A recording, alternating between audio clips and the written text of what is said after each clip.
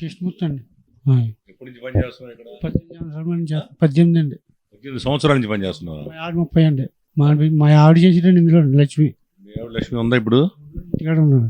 ఆవిడకి ఎంత ఇస్తారు జీతం? ఆవిడకి ఎంత చేరుక 3 ఏళ్ళండి.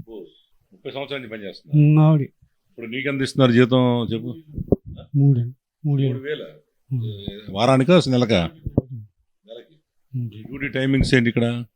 నా డ్యూటీ అండి ఒకసారి 4ంటికి వచ్చిపోయానండి. 4ంటికా? 3ంటికి వస్తాను. మధ్యాహ్నం 3ంటికి వస్తావు. ఎప్పుడు దాకా ఉంటావు? రెండో రోజు ఉదయమా? రేపు 9 దాకా ఉంటాను. ఇక్కడ పెరవల్లో పనిచేస్తే నైట్ వాచ్మెన్గా పనిచేస్తే కృష్ణమూర్తి గారు. మీ వయసు ఎంత? 60 ఉంటుంది. ఈయన 60 ఏళ్ళు దాటిన పెద్ద ఆయన. వీళ్ళ భార్య 30 సంవత్సరాల నుంచి ఇక్కడే సర్వీస్ చేస్తుందంట. ఆ జీతం 3,000 రూపాయలండి ఈ రోజుకి కూడా. ఉదయం అంతా ఇక్కడ సర్వీస్ చేస్తుంది. ఈయన మధ్యాహ్నం 3 గంటలకు వస్తాడంట. రేపొద్దున ఉదయం 9 దాకా ఇక్కడ వాచ్మెన్ ఉంటాడు. మరి ఈయన పెద్ద ఆయన జీతం ఎంతంటే 3,000 రూపాయలు. ఇది ఒకసారి సమాజం ఎక్కడుందో ఆలోచించండి ఒకసారి. ఇది చాలా దారుణమైన విషయం కదా. ఇవాళ కూలీ పనికి వెళ్తే 1,000 రూపాయలు అయిపోయింది. మరి ఈ పరిస్థితిలో ఇంత ఇదిగా వీళ్ళ జీవితం మొత్తం అంటే 30 ఏళ్ళు అంటే వీళ్ళ జీవితం మొత్తం ఇక్కడ సర్వీస్ చేసినట్టు. ఈయన 18 ఏళ్ళ నుంచి.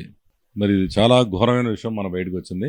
ఈ 3,000 రూపాయల ఉద్యోగం ఏంటో, 16 గంటల ఉద్యోగం ఏంటో ప్రభుత్వం వారు తెలుసుకోవాలి. డిఎంహెచ్ వెంబడే స్పందించి ముందు వీళ్ళకి తక్షణం న్యాయం చేసి వీళ్ళకి ఇమీడియట్గా అన్ని రకాల సదుపాయాలు కల్పించాలి, జీతాలు పెంచాలి ముందు. ఇది కూడా మా దృష్టికి వచ్చింది. మిగతా చోట ఎట్లందో చూద్దాం. ఇది చాలా దారుణమైన విషయంగా మేము దీన్ని తీవ్రంగా ఖండిస్తూ దీన్ని ఇమీడియట్గా డిఎంహెచ్ఓతో మాట్లాడతాం. మినిస్టర్ దృష్టి కూడా తీసుకెళ్తాం.